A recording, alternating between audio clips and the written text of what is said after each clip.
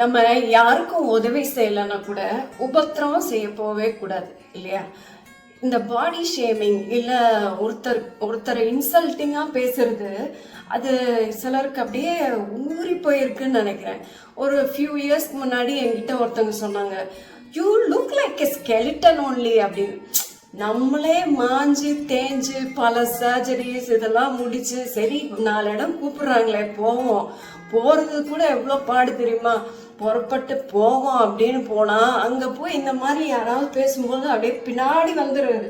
ஆனா கடவுள் கூட இருக்கனால அவருடைய பலத்தினால முன்னாடி வந்துட்டு இருக்கோம். கருப்பா இருக்கிற, வெள்ளையா இருக்க, ரொம்ப வெள்ளையா இருக்க, எங்கேயாவது ஏசு யாருக்கிட்டையாவது போய் சொன்னா ரொம்ப வெள்ளையா இருக்க, நீ போய் டேன் பண்ணிட்டு வா, இல்ல தம்பி நீ ரொம்ப குண்டா இருக்க, ஜிம்முக்கு போயிட்டு வா, ஏதாவது சொன்னாரா? சொல்லவே இல்லை. அவர் பாட்டா கூலா என்கரேஜ் பண்ணிதான் எல்லாரையும் பலப்படுத்திட்டு அப்படிதான் இருந்தாரு. ஸோ நான் கிறிஸ்டியன், நான் பல பேரை பலருக்காக ஜெபிக்கிறவன் அப்படின்னா இப்படிப்பட்டவங்கள்ட்ட எந்த நெகட்டிவ் காமெண்ட்டும் சொல்லாம அவங்களுக்காக போய் நல்லா உபவாசம் பண்ணி ஜோம் பண்ணுங்க, மன பாரத்தோட ஜோம் பண்ணுங்க. அது நான் கேர் எடுக்கிறனால தானே சொல்றேன். இன்னொன்று சிலர் இத்தனை வருஷம் ஆச்சு உங்க வயிற்றுக்குள்ள ஒரு புழு பூச்சி கூட வளரலையா?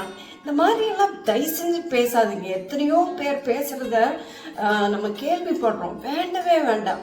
அவங்களுடைய பிரச்சனை அவங்களுக்கு இப்போ உங்க வீட்டுல பாத்தீங்கன்னா எல்லாமே பெர்ஃபெக்டா இருக்கு. அப்படி இருந்துச்சுன்னா தேங்க்யூ சோ மச்னு சொல்லிட்டு கடவுளுக்கு நன்றி சொல்லிக்கிட்டே இருங்க.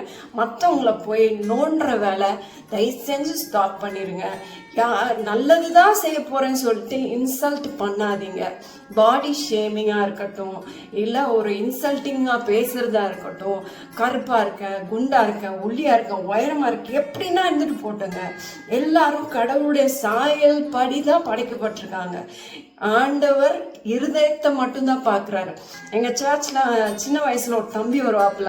அவன் நீ கருப்பா இருக்க அப்படின்னு சொல்லிட்டு அவன் நான் கருப்பா இருந்தாலும் அழகா இருக்கிறேன் அப்படி ஒரு வசனம் இருக்கு, சரியா?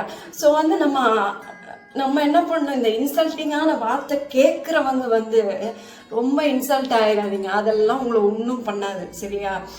எல்லா வகையிலையும் கர்த்தருக்கு நன்றி சொல்லிட்டு, ஆண்டவரே நான் உங்க சாயலா படைக்கப்பட்டிருக்கேன், ஏதோ ஒரு சிச்சுவேஷனை தாண்டி போறேன், என் ஹார்ட்டை நீங்க இன்னும் ஸ்ட்ராங் ஆக்குறீங்க. இந்த மாதிரி நம்ம கேள்விப்படுறது நம்மளை இன்னும் ஸ்ட்ரென்தன் பண்ணுது இல்லையா? நான் ஸ்ட்ராங் ஆறேன், உமக்குள்ள நான் வளர்றேன், நீங்க என்ன ஆசீர்வதிச்சு உயர்த்துறீங்க அப்படின்னு சொல்லி கடவுளுக்கு நன்றி சொல்லிட்டு தட்டி விட்டுட்டு போயிட்டே இருங்க. Okay, God bless you.